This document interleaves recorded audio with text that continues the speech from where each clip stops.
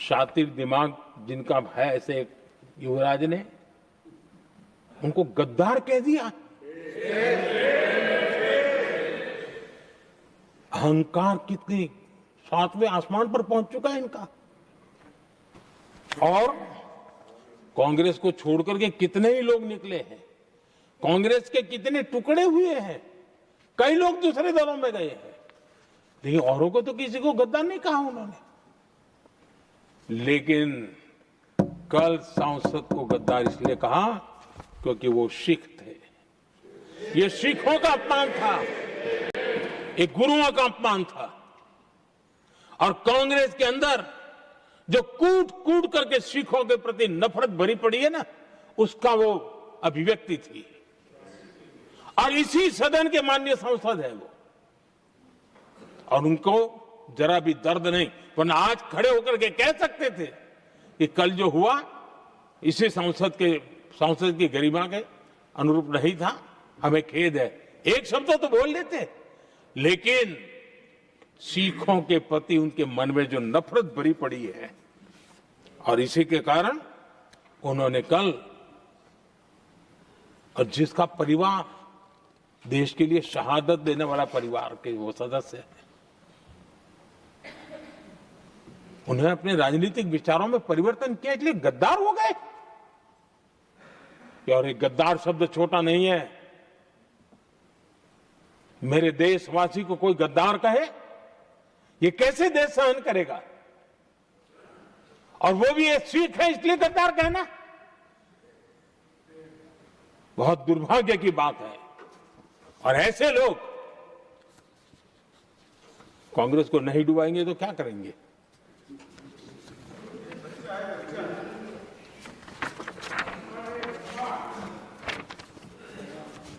आदरणीय सभापति जी, एक तरफ ये दृश्य है और दूसरी तरफ हमारे सदानंद जी मास्टर का दृश्य है।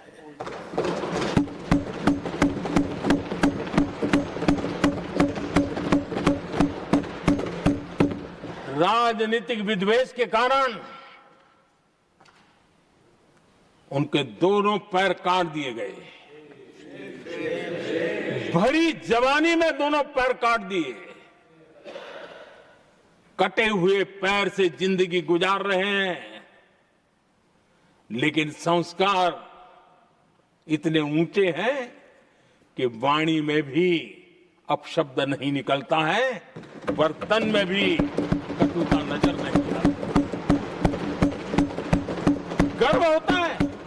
और कल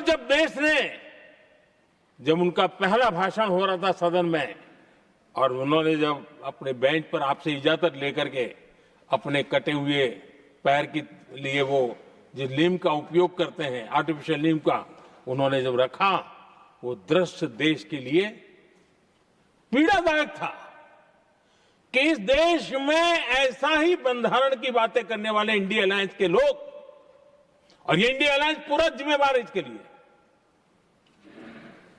वैचारिक असहमति के कारण एक नौजवान के, और वो भी एक टीचर, शिक्षक के प्रति गर्व से, आदर से देखा जाता है, उसके पैर काट दे।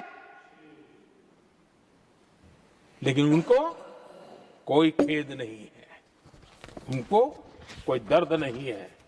लेकिन मैं मास्टर सदानंद जी को हृदय से अभिनंदन करता हूं कि उन्होंने जिस प्रकार से इतनी भयानक हमले के बाद भी देश की सेवा का अपना व्रत जारी रखा, और आज देश की नीति निर्धारण में अंदर अपना योगदान दे रहे हैं। ये गर्व की बात है। और ऐसे लोगों के सहारे हम राजनीति में जीते हैं, काम करते हैं, देश के लिए जीने मरने की प्रेरणा मिलती है। ये संस्कार हमें पाए हैं ऐसे लक्षावधि कार्यकर्ताओं के तब से पाए हुए हैं।